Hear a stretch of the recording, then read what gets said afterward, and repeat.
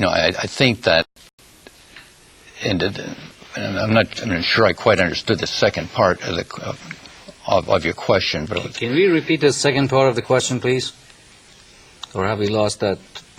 Okay, all right. Well, let's just remain in Puebla, Mexico, but we go to another institution. Go ahead, please.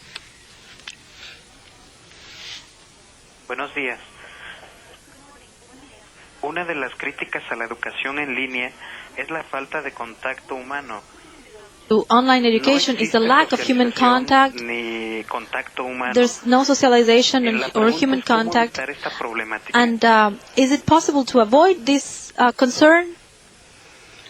There is a lack of personal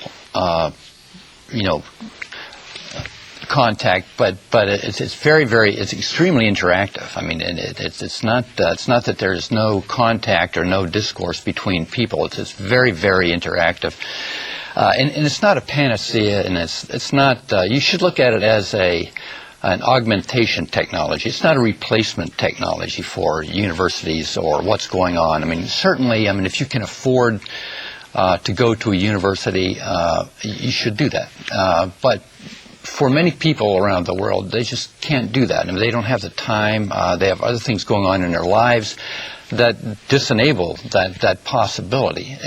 But yet they need educated. They need the training. They need the information. And this is a way for them to get it. But it's not a replacement. It's truly just an augmentation. And sometimes I wonder how much personal contact is there in so-called face-to-face education. Some of the so-called face-to-face education courses are held in auditoriums with 200 participants, and there is not really all that much interaction, although the myth of interaction is there. Now, as you said yourself, sometimes in many of the online courses, there is much more interaction between the learner and the instructor rather than the so-called face-to-face education. Yes, there's perhaps a little more true sort of mental activity going on, back and forth, because you don't have that personal contact. But on the other hand, you don't have to worry what clothes you're wearing. And if you're disadvantaged in some way, you don't have to worry about getting to the campus. And the true economics are really a lot different, Fred, because you don't have to go there. You can keep your job. You can be in the Army. You can do it on your submarine. You can do it wherever you are. And that's really important for a lot of people that just don't have the ability to stop everything and go to school. So as far as interactivity is concerned, there's much more time for reflection before you actually come back and respond to a question on both part of the learner and the instructor. They have more time to reflect on each other's comments and questions. That's right, and everybody has to respond. For instance, the software is very flexible, very expandable, very burstable. Anything you can do on the internet, you can do inside the software, inside the Jones standard, for instance, and there are other software programs out there as well. And nobody can hide in the back of the room like you might be able to in a class of 200 because a professor knows whether you've answered or not.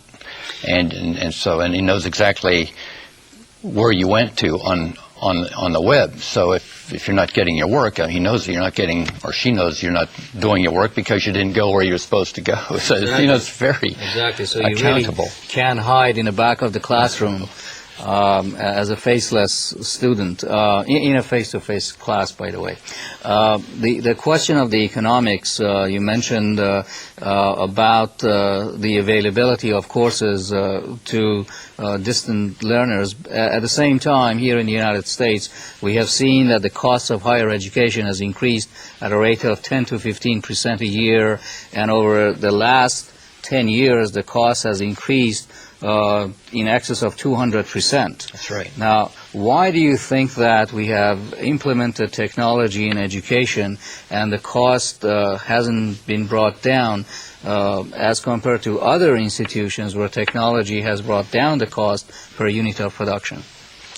Well, I think that just looking at something like Jones International University, for instance, we could have 250,000 students as easily as 10,000 students. And when you get up into the right range, then you can start dropping the price. And so at some point, utilizing the technology of the communications revolution and fusing it, you will be able to see downticks in prices instead of upticks, which is very important, because no government in the world really has the wherewithal, the resources to keep training in the quantity and in the continuity its populations as they need. Exactly, and I was just looking at some statistics in newspaper reports that throughout the world there are still millions and millions of children that are deprived of education, and there is no way of reaching them by traditional means of education. We have to reach them via radio, via television, the internet, and so forth and so on. And so when you take a look at the historic development of distance education, you will see that we are at a point that costs might come down. At the same time, we're going to cover a lot more students than ever before. That's right, and it's online education is just one piece of the mosaic that we need to, as societies, put together, weave together to train people, to educate our populations. Because education, if you're dropped out of the education system, you're really dropped out of the better parts of the economic system. Because it's really the magic loom, through which we weave concepts of self-respect, of self-worth, increase our economic capability, and advance our quality of life.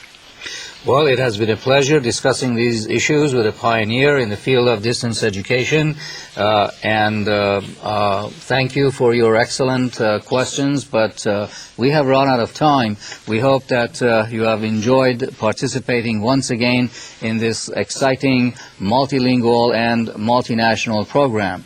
We invite you to participate in the second video conference of 2004 series, Success with World-Class Competencies, airing March 25, 2004, entitled Trends and Protocols of Our Globalized Environment and Markets, Challenges for Organizational Synchronization. For additional information on this video conference series, please consult your participants' manual, where you will find the dates and specific topics for each program.